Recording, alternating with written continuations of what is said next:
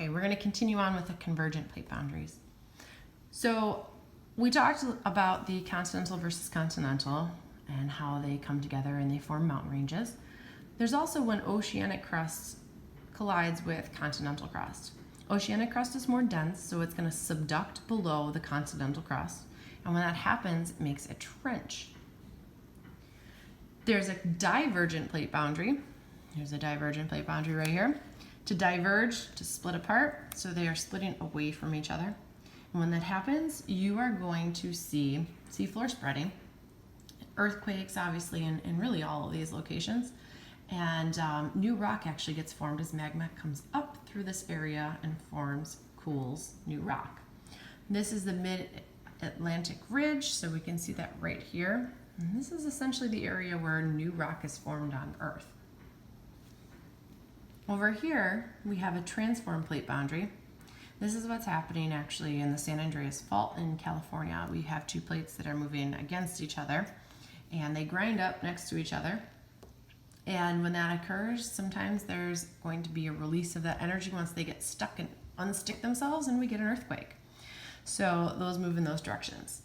Another big thing to note about divergent plate boundaries is actually this is the location where a lot of chemosynthesis is occurring, so chemical photosynthesis, in hydrothermal vents deep down in the bottom of the ocean.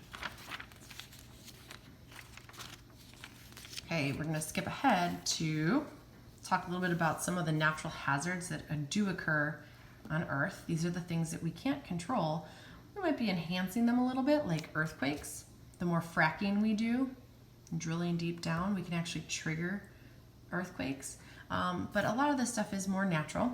So earthquakes are any time when two plates that are moving past each other are under a lot of stress. Eventually that stress is released, stored energy, and creates an earthquake.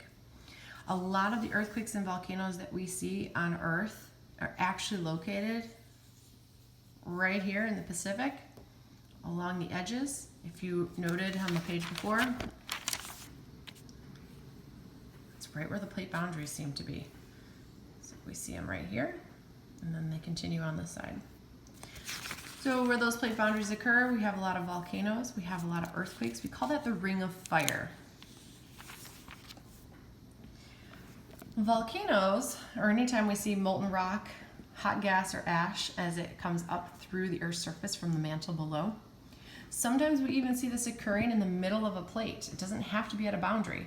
If it occurs in the middle of the plate, like it actually does in the middle of the Pacific plate, we call that a hot spot.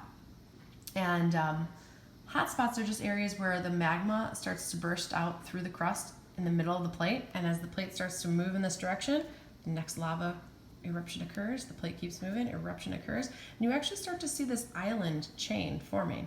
And this is exactly how the Hawaiian Islands were created.